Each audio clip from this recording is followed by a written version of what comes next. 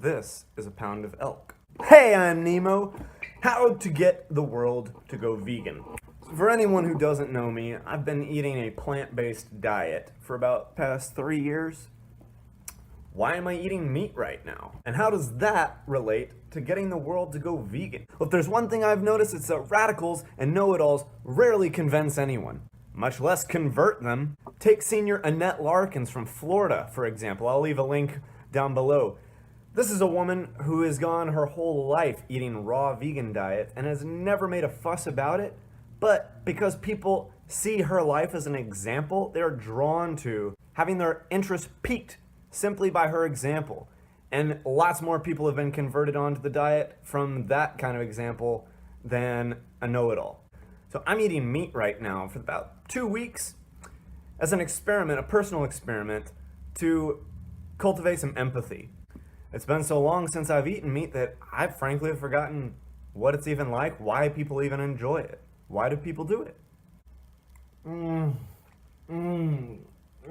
So good. Oh, meat. Now, first of all, meat doesn't taste good per se. I don't know a single person, actually, take that back. I know one person I've ever encountered who eats raw meat. And I'm not talking sushi, I'm talking like raw ground meat. A single one of y'all out there like, I'm gonna go tackle that buffalo and eat that. Not even Joe Rogan does that. But for 99.999% of people, the only reason meat even tastes good is because of the herbs and spices and the heat through which it was prepared. So people get all up in a fuss and, oh man, I could never go without meat, it tastes so good. No, it doesn't. It's the spices and herbs and the heat from preparation that makes it taste good. And you can get that with anything. This isn't a video for anyone who eats meat, per se. I'm making this video for people who are already on a plant diet, who are already in a vegan lifestyle. I am pleading you, as your friend, if we have any hope of converting the world in a timely manner, we have got to stop shoving shit down people's throat. They don't care, they don't want to hear it. All that energy you're putting into trying to convert people is energy that you could be spending on people that are already open and susceptible to the idea. Be better managers of your time and energy. Oh, but Nemo, it's just so frustrating. Oh, my family and my friends, they just don't understand. Yeah, well, the more time that you're putting into being around those friends and family, the more you're playing yourself. Get yourself some new friends if that's what it takes. You don't have to hang around that family either. These are your calls. You need to start taking responsibility for your time and your life. And you can't be using other people as an excuse for how you're doing right now. And if you're the type of vegan who people look at your life and think, oh man, this person's really unhappy, they're really stressed out and just crazed out all the time, that's not the kind of person that people want to be like. They're not going to want to even open up to hear what your ideas are to implement that, because the example that you're providing, they're like, I don't want that. I don't want that kind of life, that kind of attitude. Imagine how much more productive, efficient, and fulfilled your life is going to be when you're forgetting the atheists and just focusing on the believers and the agnostics and investing the majority of your time, nay, all of your time, keeping up with people and activities that are keeping you in a kind of place, you know? I promise you, I guarantee you, the time will come, people are going to be looking at your lives, and over time, just because you weren't, pushing this on them, you weren't making it a big fucking deal, and you were just living your life, being happy, glowing, having all kinds of amazing health, never having to go to a doctor. Again, Annette Larkins, I'm leaving the link below, look her up. You'll see that her husband ate meat, all his life. They're about the same age, pushing 80 right now. She looks like, 50 at most. She honestly looks like a late 30 or 40-year-old. And her husband, looking back on his life, now he does eat her diet, but it's only once he's gotten into his old age that he started to, because he can look back and see, from the example of her life, dang, she really had it right. Did all that without pushing obligation or judgment or condemnation of any kind on her husband. Seriously, if you want to talk about like having love for the animals, but you can't show love for your fellow human, this is the kind of moment where you would get to say that they have the last laugh. But it's all about her mindset. It's all about her internal state, that it was never about being right. It was about doing what she loved. Because when you're doing what you love, it doesn't matter what anyone else is doing or not doing.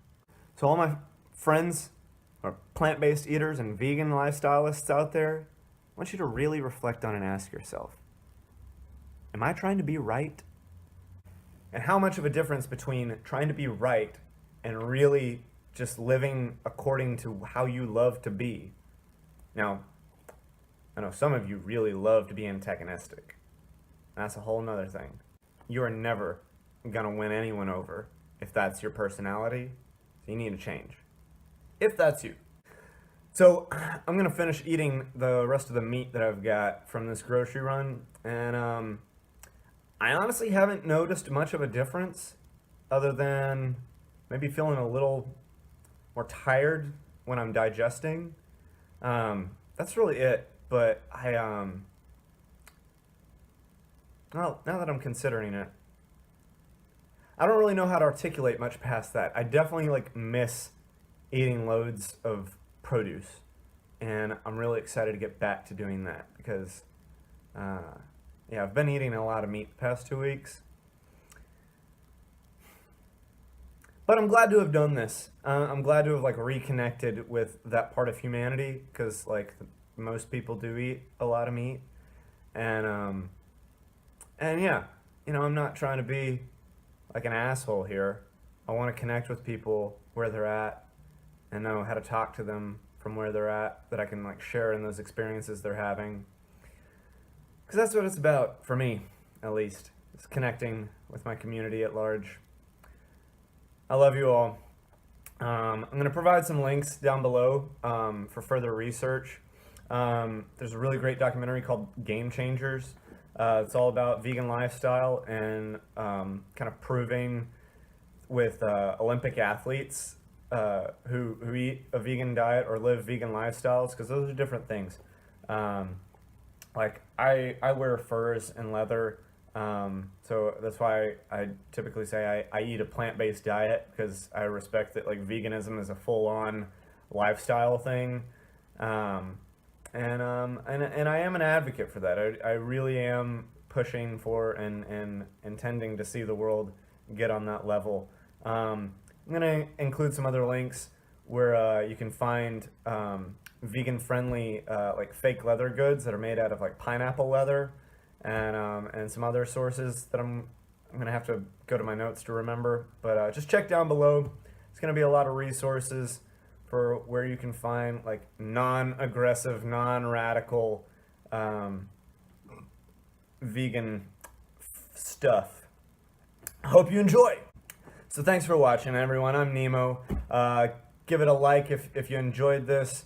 Always subscribe, hit the bell if you're not already in the loop. And we'll catch you on the next one. If you think about it, my poops have gotten smellier.